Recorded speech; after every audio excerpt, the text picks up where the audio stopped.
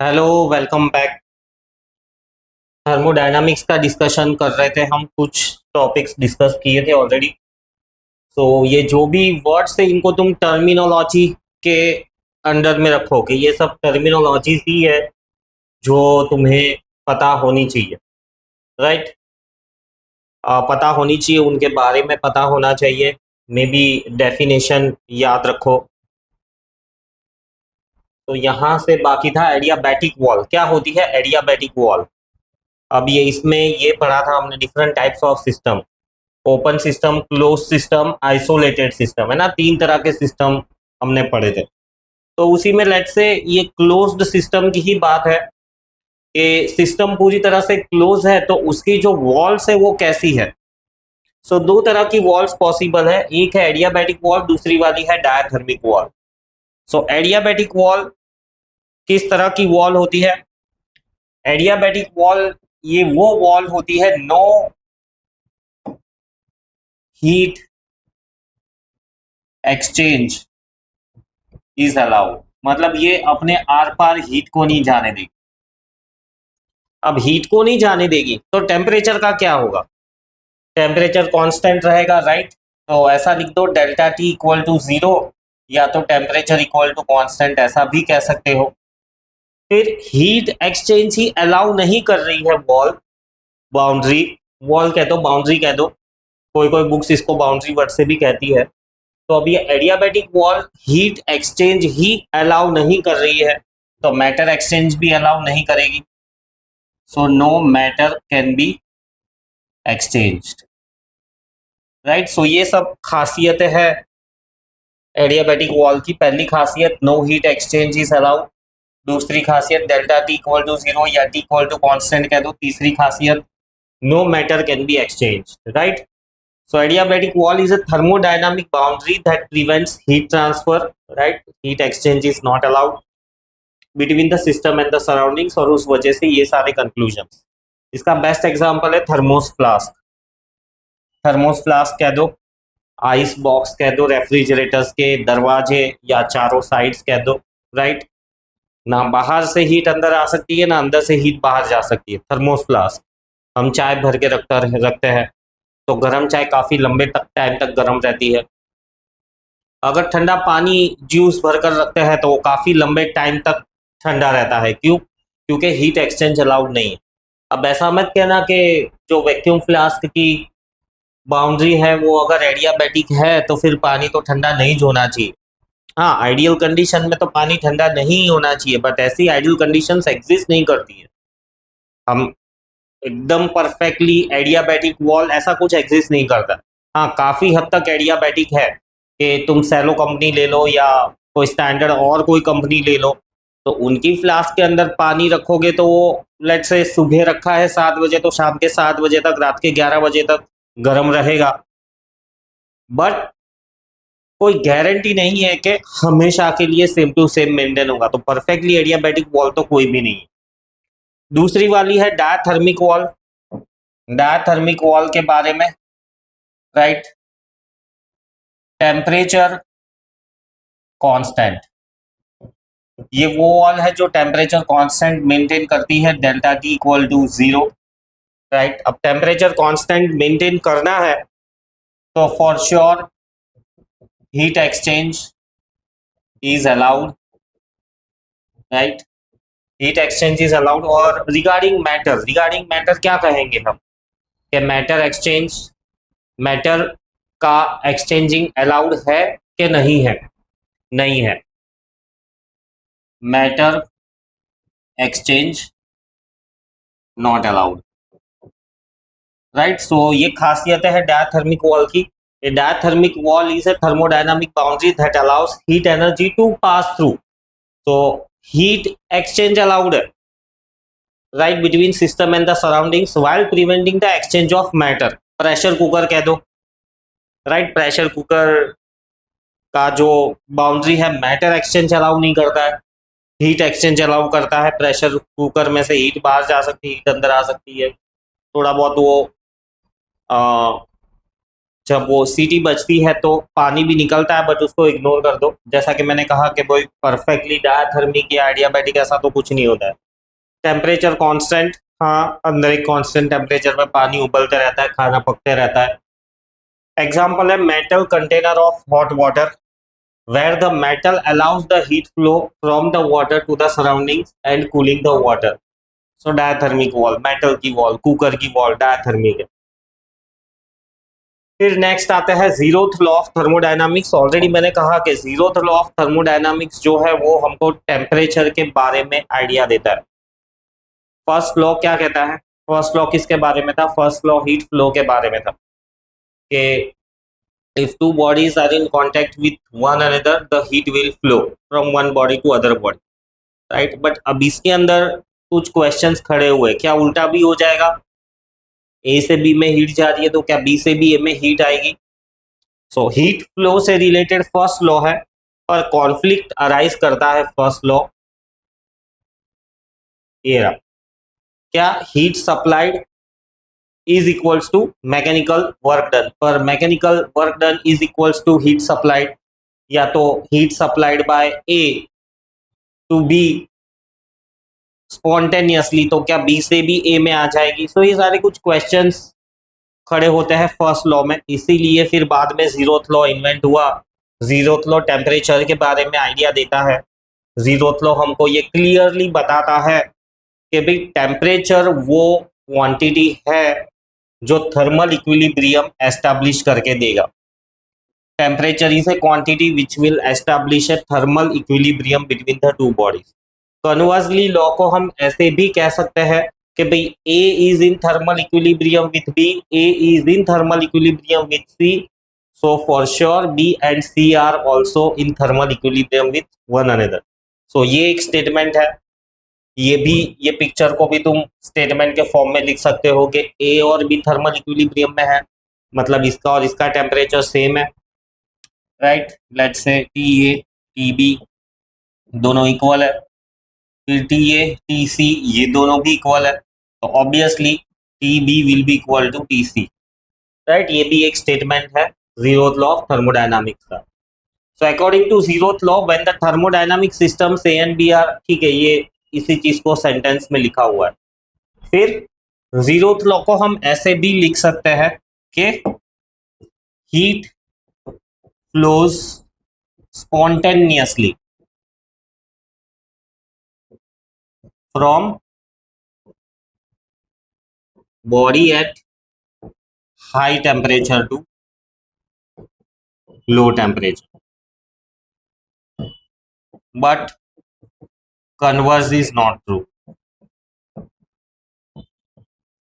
सो multiple तरीके से temperature के बारे में आइडिया देता है, टेम्परेचर को डिस्कस करके देता है जीरोथ लॉ ऑफ थर्मोडायनामिक्स। और मेन पंच लाइन तो यही है कि भाई टेम्परेचर वो क्वांटिटी है जो हीट फ्लो के डायरेक्शन को डिसाइड करती है। ऐसे भी लिख सकते हो कि भाई temperature is the physical quantity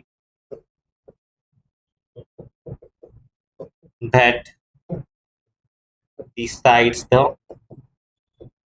direction of heat flow. So Newton's law की तरह कोई है ना एक फिक्स स्टेटमेंट नहीं है, इन सब के बहुत अलग अलग तरीके से इनको कह सकते हैं। तो समझ होनी चाहिए कि zeroth law of thermodynamics, zeroth law of thermodynamics क्या कहता है? ये हमको टेम्परेचर के बारे में आइडिया देता है। और फिर अगर फर्दर पूछते हैं कि भाई क्या आइडिया देता है, तो ये तुम 4 पॉइंट लिख सकते हो, बता सकते हो। So zeroth law of thermodynamics temperature को समझाता है, राइट? तो इस तरीके से तुम कह सकते हो कि फिर ये थर्मल इक्विलिब्रियम को भी समझाता है कि भाई थर्मल इक्विलिब्रियम का मतलब है टेम्परेचर सेम। सेकेंड को तुम ऐसा लिख सकते हो कि thermal equilibrium means bodies at same temperature. So ये कुछ कंक्लूजन्स है जीरोथ लॉ ऑफ थर्मोडायनामिक्स के टेम्परेचर के बेस पर ही, राइट? फिर नेक्स्ट हीट। अब हीट और वर्क इन दोनों चीज को अलग अलग नजरिए से देखना है। ये मैंने लास्ट लेक्चर में भी कहा। हीट भी जूल्स में मेजर होती है, वर्क भी जूल्स में मेजर होता है, बट स्पेशली जब हम थर्मोडायनामिक्स से रिलेटेड स्टडीज कर रहे हैं तो हीट जो है वो कंपलसरी कैलोरीज में ही मेजर होती है।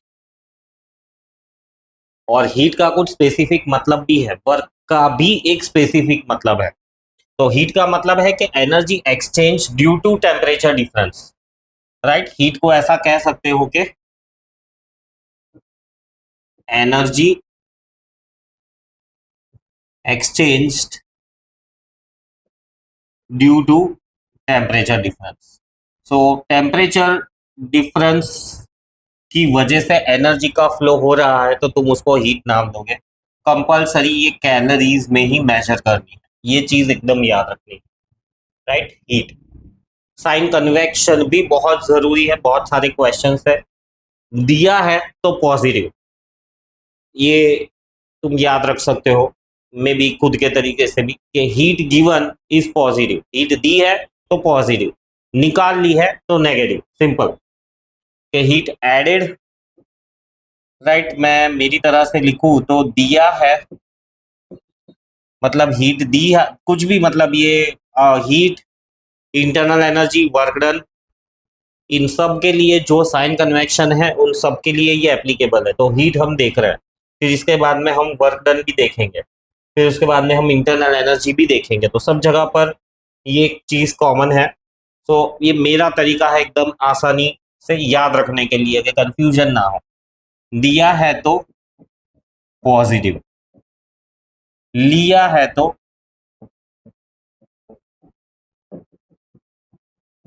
नेगेटिव।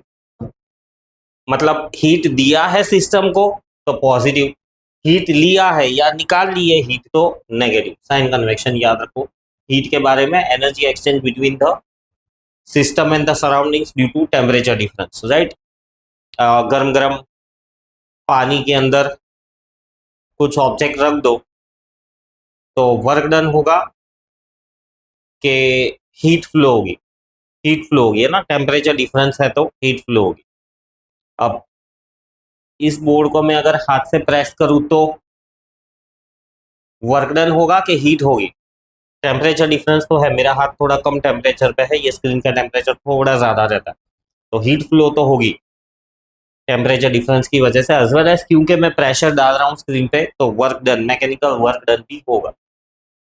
तो कोई भी सिचुएशन को समझो। जनरली इस चैप्टर में हम वर्क डन का मतलब क्या निकालते हैं, कॉम्प्रेशन हो रहा है या एक्सपांशन हो रहा है, गैस रखी हुई है सिलेंडर के अंदर, कॉम्प्रेस हो रही है या एक्सपांड हो रही है, बस ये चीज याद रखनी है।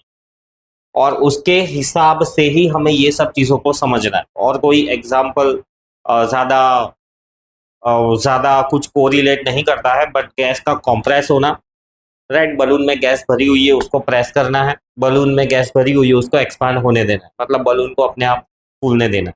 पर बेस्ट चीज़ तो यही है कि हम ये सिलेंडर और पिस्टन, ये सिलेंडर ड्रॉ किया मैंने, राइट, और ये पिस्टन ड्रॉ किया, ये पिस्टन है, ये piston up and down move कर सकता है। गाड़ियों में यही अरेंजमेंट होता है। और थर्मोडायनामिक्स वो साइंस है जो इसके मूवमेंट से, मतलब ये पिस्टन का मूवमेंट होता है यहाँ पर पड़ी हुई गैसेस के एक्सपांशन या कॉन्ट्रैक्शन की वजह से, और इस मूवमेंट को फिर हम व्हीकल के मूवमेंट में कन्वर्ट कर देते हैं। तो पूरा इंजीनियरिंग तो हम नहीं देख रहे, पर ये बेसिक चीज कि गैसेस का कॉम्प्रेशन और एक्सपांशन मैकेनिकल वर्क करता है तो उसका फंडामेंटल, फंडामेंटल यानी कि उससे रिलेटेड फिजिक्स खास करके। सो ये देखा हमने, हीट देखा। अब नेक्स्ट है state function and the path function. So वैसे तो ये तीनों वर्ड्स जो है हीट, वर्क और इंटरनल एनर्जी साथ में ही डिस्कस होने चाहिए, बट बीच में एक और ये टॉपिक है state function and path function.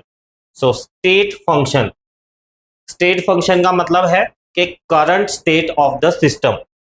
State function को हम ऐसे भी कह सकते हैं कि भाई करंट स्टेट ऑफ सिस्टम। मतलब कि लेट्स से कुकर है, प्रेशर कुकर भी ले सकते हो इसकी जगह पर, right. So let's say pressure cooker है, तो अभी उस प्रेशर कुकर में, राइट, सिस्टम के अंदर प्रेशर कितना है, वॉल्यूम कितना है, टेम्परेचर कितना है, इंटरनल एनर्जी कितनी है, एंथैल्पी कितनी है, हीट कितनी है, एंट्रोपी कितनी है। सो ये करंट स्टेट देगा सिस्टम का। इसको यूज करके फिर तुम थोड़ा और आगे कंक्लूजन निकाल सकते हो। और पाथ फंक्शन का मतलब है कि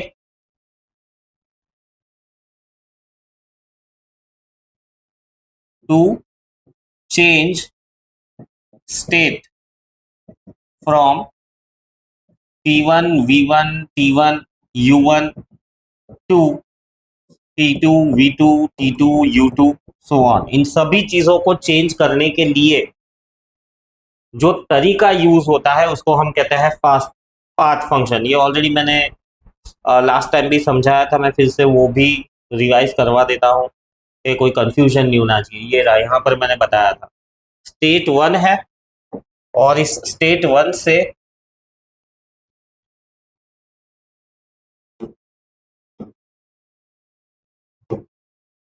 स्टेट 2 में जाना है मुझको। तो वो जाने का जो तरीका है उसको मैं कहूंगा कि पाथ फंक्शन।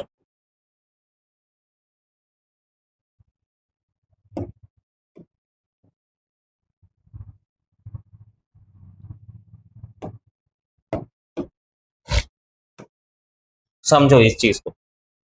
सो ये मैंने पहले बताया था, वो तरीका है कि भाई एक स्टेट से दूसरे स्टेट में जाना है, गुजरात से महाराष्ट्र में जाना है, ऐसा नहीं।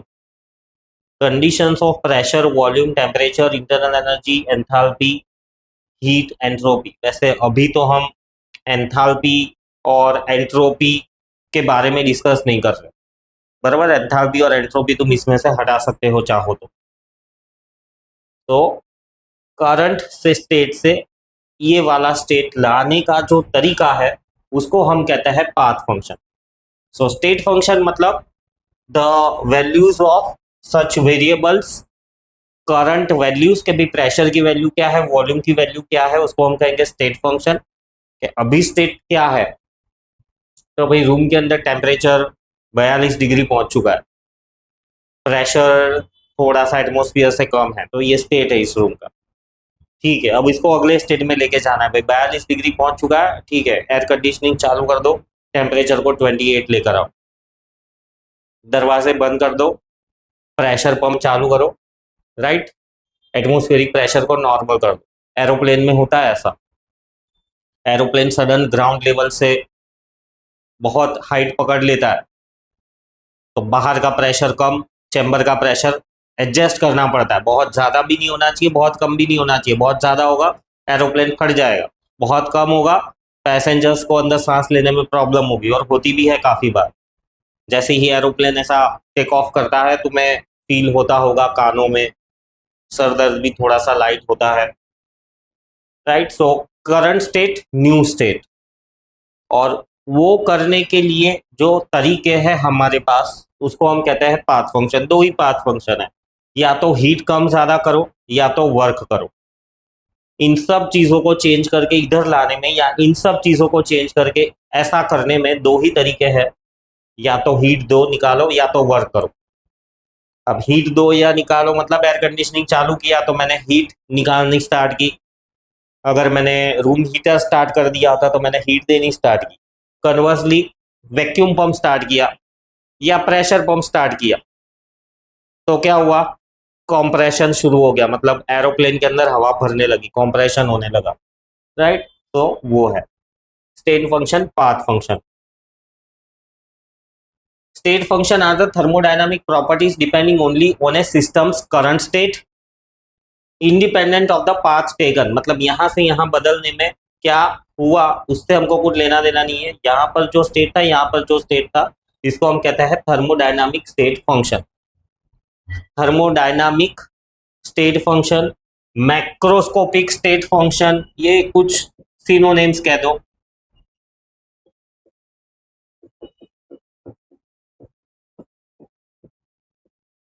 Macroscopic state function, thermodynamic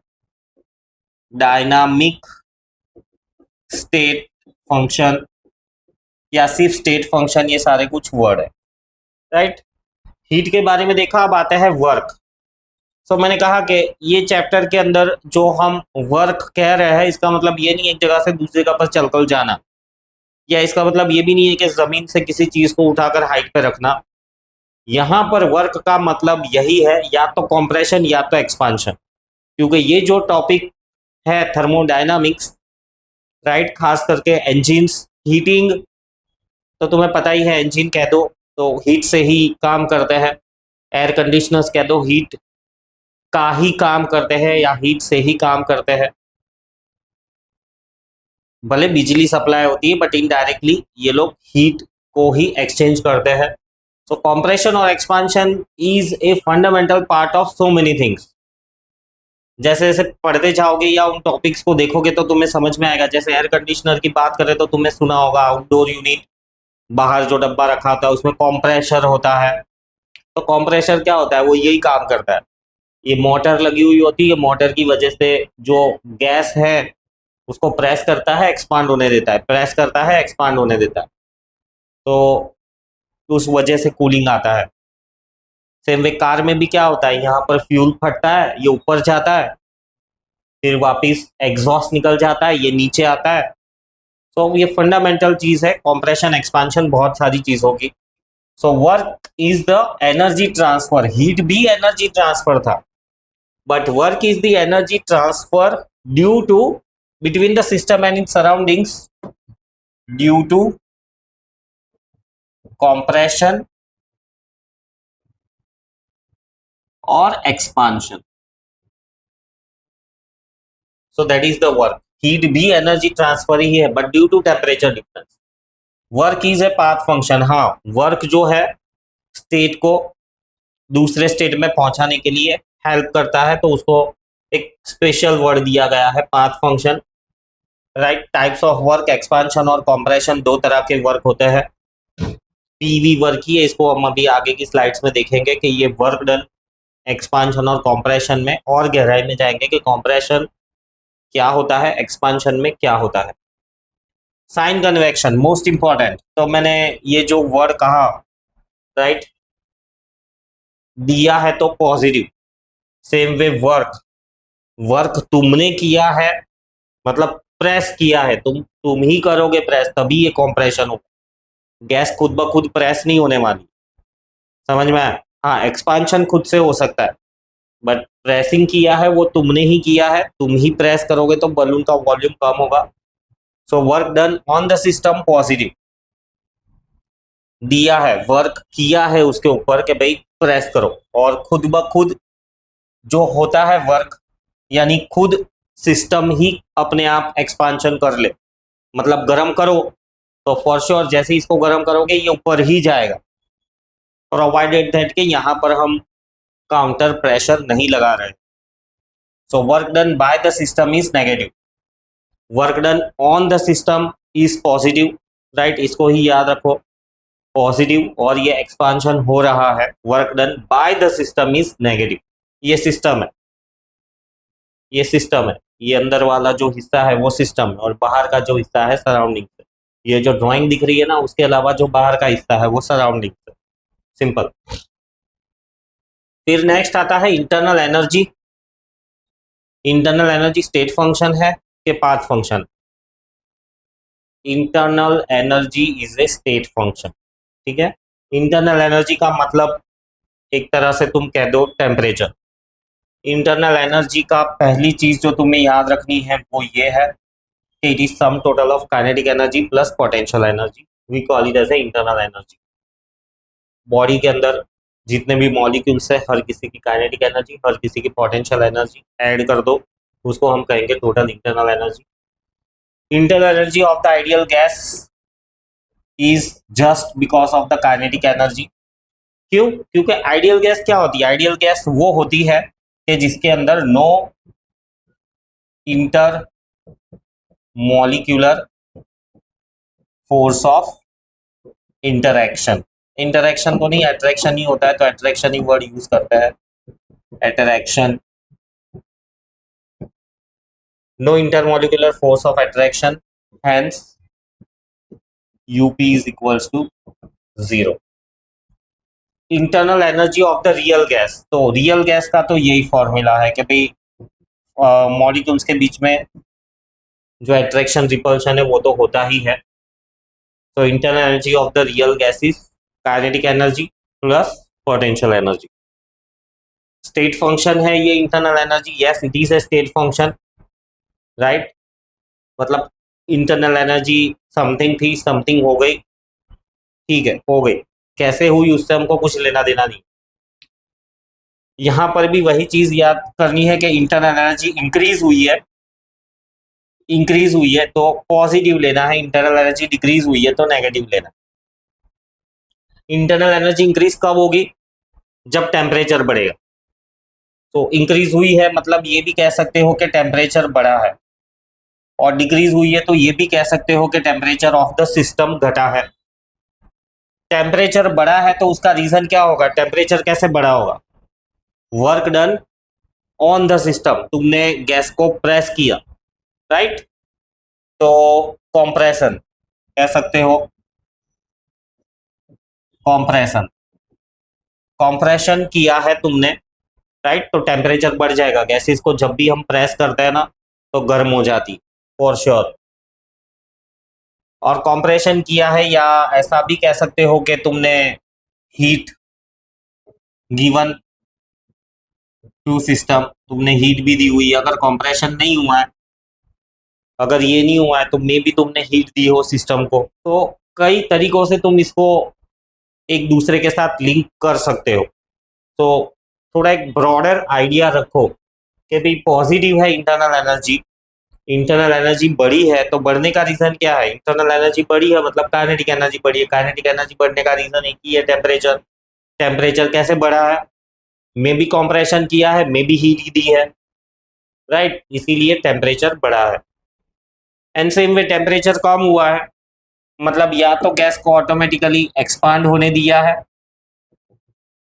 right, या तो heat is taken out from the system. ये मैंने वर्ड्स में लिखा हुआ है, सिंबॉलिक फॉर्म में यहाँ पर लिखा हुआ है कि इंटरनल एनर्जी डिक्रीज हो रही है मतलब हीट एग्जिट कर रही है, या तो फिर work done by the system, expansion, expansion यानी work done by the system. ये चीज ध्यान रखना है, ये यहाँ पर ऑलरेडी लिखा हुआ है कि कॉम्प्रेशन हो रहा है तो कॉम्प्रेशन का मतलब है वर्क डन ऑन सिस्टम। ये फिक्स ही है, इसको कोई चेंज नहीं कर सकता, ये बाय डिफॉल्ट कह दो, ये फिक्स ही है। और एक्सपांशन मतलब वर्क डन बाय सिस्टम, मतलब गैस खुद ब खुद एक्सपांड हो गई, ऐसा। फिर change in internal energy, delta U. Internal energy का मतलब होता है you, right.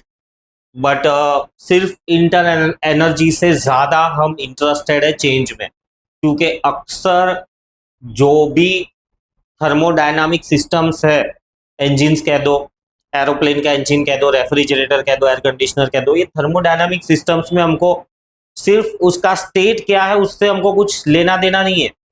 Change in state मतलब एक से दूसरे में आया तो क्या हुआ। So change in internal energy makes more sense, right? Change in internal energy makes more sense rather than the word internal energy. Same way, change in heat is more important to us in the study of thermodynamic systems rather than the heat itself. कि अभी heat कितनी है कुछ हमको उससे पता नहीं चलेगा, चेंज कितना है, राइट। पहले क्या था और बाद में क्या हुआ, उस चेंज से हमको आइडिया मिलता है कि भाई नहीं चीजें गर्म हो रही है, नहीं भाई चीजें ठंडी हो रही, ऐसा।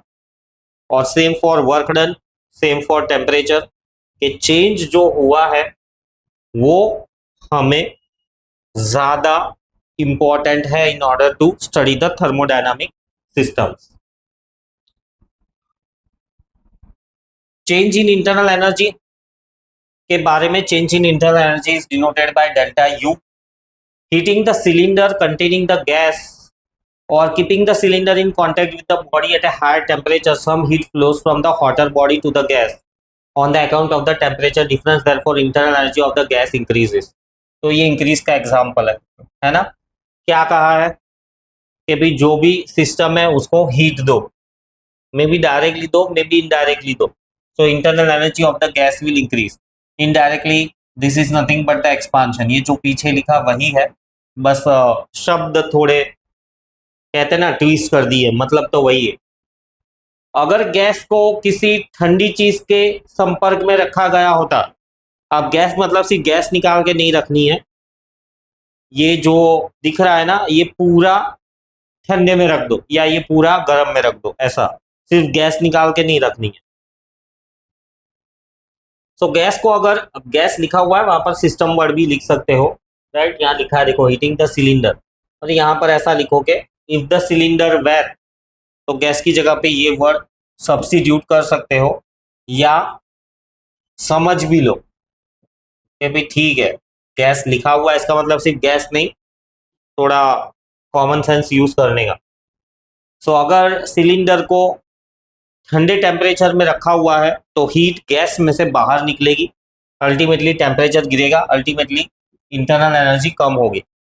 सो इंटरनल एनर्जी कैसे कम होती है कैसे बढ़ती है ये चीज ध्यान में रखनी है। तो यहाँ हो रहा है एक्सपांशन, यहाँ हो रहा है कॉम्प्रेशन। कॉम्प्रेशन के वक्त क्या होगा, हीट बाहर आ रही है ना, तो हीट के साथ में नेगेटिव सिंबल आएगा, हीट के साथ में नेगेटिव सिंबल आएगा। फिर यहां पर एक्सपांशन हो रहा है, हीट ले रहा है सिस्टम, तो हीट विल बी पॉजिटिव।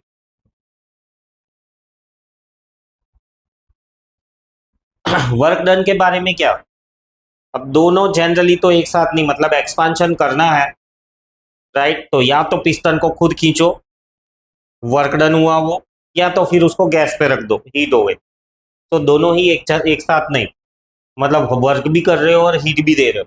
अब लेट से एक्सपांशन हो रहा है, मतलब कि स्टेट चेंज हो रहा है, अब हीट नहीं, अगर सपोज वर्क डन की वजह से करना है, राइट, तो मतलब तुमको पिस्टन खींचना पड़ेगा ऊपर, तब जाके एक्सपांशन होगा। बट जनरली हीट के टर्म्स में ही समझो इसको, वर्क के टर्म्स में नहीं समझना, कि भी expansion in the terms of work, compression in the terms of work. Pushing the piston of the cylinder containing the gas in the upward direction, मतलब खींचा बाहर, देखो अब ये वर्क डन के टर्म्स में भी आ गया। Some work is done by the gas due to which internal energy of the gas decreases. तो एक्सपांशन हो रहा है, राइट, और एक्सपांशन के अंदर माइनस यू हो रहा है, and work is done on the system, यानी plus, work is done by the system यानी नेगेटिव डब्ल्यू। देखो चीजों को कनेक्ट करो, है ना, यहां पर क्या था, इंटरनल एनर्जी इंक्रीज हो रही थी तो प्लस यू, और यहां पर क्या हो रहा था, इंटरनल एनर्जी डिक्रीज हो रही थी तो माइनस यू। देखो कंप्रेशन एक्सपांशन, एक्सपांशन में एच प्लस प्लस, ये माइनस माइनस, तो समझ भी होनी चाहिए कि एक्सपांशन हो रहा है पर किस वजह से हो रहा है, हीट की वजह से हो रहा है, वर्क की वजह से हो रहा है ना। So pushing the piston of the cylinder containing in the upper direction, तो गैस को एक्सपांड करोगे, एक्सपांड करोगे मतलब गैस को एक्सपांड होने के लिए जगह दे दी तुमने, ऐसा जबरदस्ती नहीं की है उसके साथ। तो गैस खुद जब एक्सपांड करेगी तो इंटरनल एनर्जी उसकी कम हो जाएगी, क्योंकि फैलने के लिए पहले छोटा वॉल्यूम ऑक्यूपाई कर रही थी, अब उसको ज्यादा वॉल्यूम ऑक्यूपाई करना है, तो खुद ब खुद की ही एनर्जी उसको यूटिलाइज करनी पड़ेगी, यानी इंटरनल एनर्जी कम होगी। और क्योंकि वो खुद ब खुद एक्सपांड होने के लिए वर्क कर रही है, यानी work will B negative. Same way piston को तुमने धक्का मारा है, अब यहां पर तो तुमने काफी सारे एफर्ट्स लगाए, ये खींचने में तुम्हारा एफर्ट ना के बराबर था। अब ऐसा मत कहना, यहाँ पर ऐसा ऑलरेडी लिखा हुआ है pushing the piston of the cylinder in the upper direction, तो मतलब किया तो हम नहीं है, मतलब work is done on the system, नहीं, हमारे एफर्ट्स यहाँ पे नेग्लिजिबल है, गैस ने खुद ही काम किया है। और होता भी ऐसा ही है, जो भी ये मैंने कहा व्हीकल के इंजन वगैरह कह दो, एसी कह दो, रेफ्रिजरेटर कह दो, उसमें होता भी ऐसा ही है। सो उसका कन्वर्स केस रखो तुम्हारे दिमाग में, बट अभी ये जो है उसको उसी ऐसा ही समझो। If the piston were pushed downward, work will be done on the gas. मैंने उसको जबरदस्ती दबाया है तो work is done on the gas, internal energy increase होगी, work done will be positive. ऐसा heat and work are ultimately two ways, मतलब ये कॉम्प्रेशन से पहले P1 V1 T1 था, कॉम्प्रेशन के बाद में P1 P2 V2 T2, U की भी वैल्यू कुछ चेंज हो गई, या तो वर्क डन की वजह से हुई या तो हीट की वजह से हुई, right? Both the ways you must remember. Hence we conclude that heat and work in thermodynamics are not state variables, but they are the two modes of energy transfer, या तो सिस्टम में या तो system के बाहर। Next, the following points regarding the internal energy should be clearly understood. Internal energy is a macroscopic state variable. Obviously yes, macroscopic state variable मतलब individual atoms molecules के लिए हम इंटरनल एनर्जी कैलकुलेट नहीं करते। Internal energy ऐसे पूरी gas की क्या है वो हम कैलकुलेट करते हैं, और कैलकुलेट हो भी नहीं सकती चाहो तो भी कि इंडिविजुअल एटम्स मॉलिक्यूल्स की क्या होगी। Internal energy of the system does depends on the state of the system. बिल्कुल हाँ, अभी करंट स्टेट क्या है उसी में से हमको इंटरनल एनर्जी मिलेगी। कैसे आया वो स्टेट उससे हमको कुछ लेना देना नहीं है। देखो जो मैंने एक्सप्लेन किया वही चीजें हैं, बट कुछ इनडायरेक्ट वर्ड्स में, तो वर्ड्स को लेके कंफ्यूज नहीं होना है। थर्ड वाला, in thermodynamics the kinetic energy of the system as a whole is not relevant.